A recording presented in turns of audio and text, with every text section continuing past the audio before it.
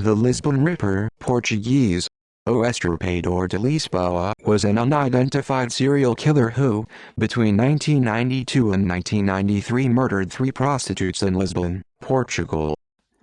Crimes. The first victim was 22-year-old Maria Valentina, nicknamed Tina, who frequented the area around Avenidas Novas, Avenidas Defensores de Chaves and Avenida Cinco de Outubro.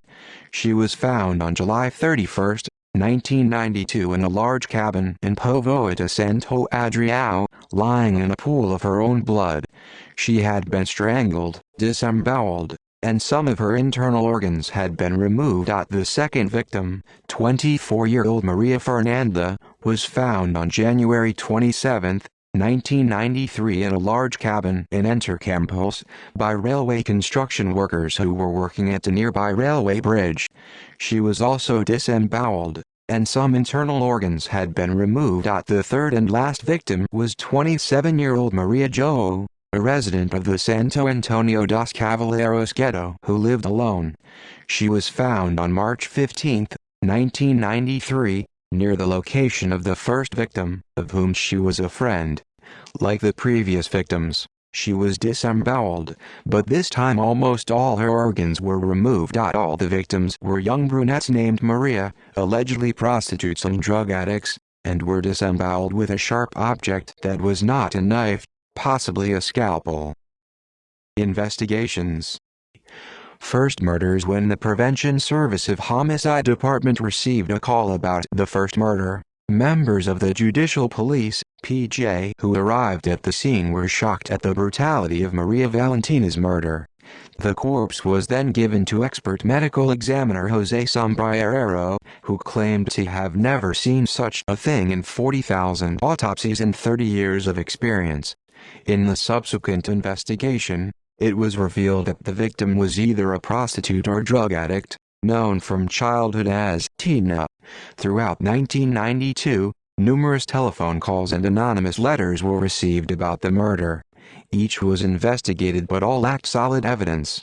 On January 27 of the following year, the Ripper attacked again, this time killing Maria Fernanda, whose body was found by railway workers.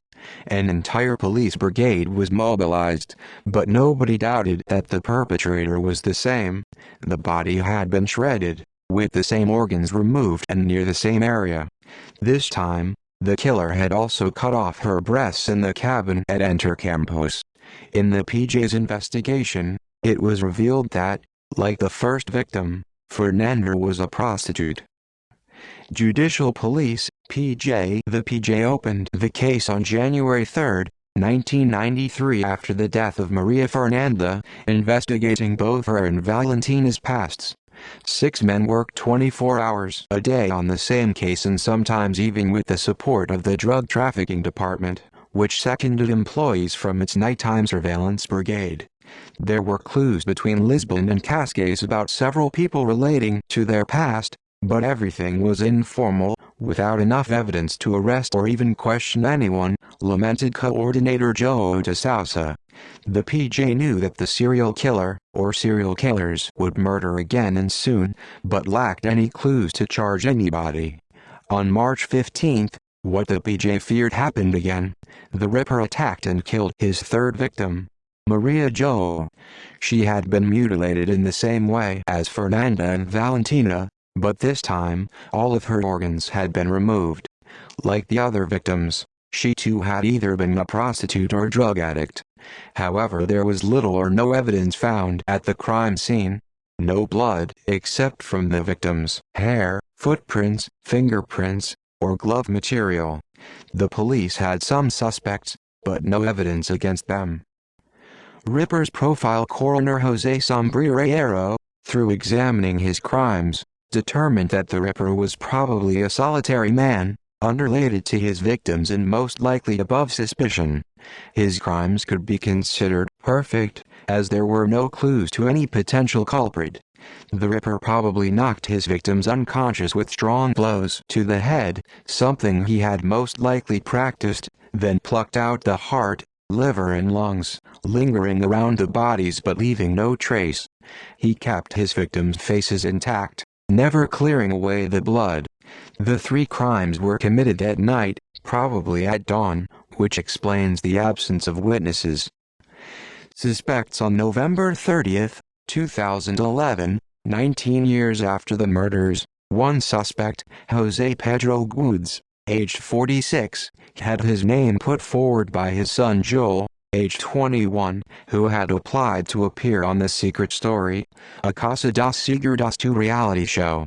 On the show, contestants are kept locked away for 10 weeks in a house, and each contestant has to conceal a secret while everyone else has to try and discover it. The secret Joel applied with was, "I am the son of the Lisbon Ripper." This information aroused the Polish judiciary's suspicions. Before his arrest, Jose Gudes confessed details of the murders to the online edition of the Sol newspaper. Although he could not be tried for the Lisbon Ripper's murders as they had lapsed under Portugal's statute of limitations in 2008, Jose Gudes was arrested due to his possible connection with Filipe Ferreira's murder in 2000, in Aveiro. However, a comparison between the suspect's version of the facts and the evidence found at the crime scenes revealed Jose Gudes was not the Lisbon Ripper. The Polish judiciary compared the palm print the Ripper had left on a carton of milk with Guedes' own, and realized they don't match. In his version of the facts, Jose Gudes said he didn't own a car and used to hitchhike to Lisbon with friends, returning by bus at 25 to 1 in the morning. However, a prostitute had reported to the authorities that she heard one of the Ripper's victims crying at 1 a.m. Guedes could not be convicted of the Lisbon murders, but was still kept under arrest pending further inquiries about the murder in Aveiro.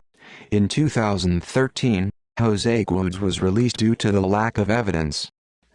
Other crimes: there were two other alleged prostitutes found dead in the same region. Between 1993 and 1997, there were also 4 similar murders in the Netherlands, the Czech Republic, Denmark, and Belgium. This led the authorities to believe that the Ripper could be a long-haul truck driver, but, as none of the other potential murders were solved, this remained speculation. There was a lead that the Lisbon Ripper may have been a serial killer active in New Bedford, Massachusetts, in 1988, known as the New Bedford Highway Killer.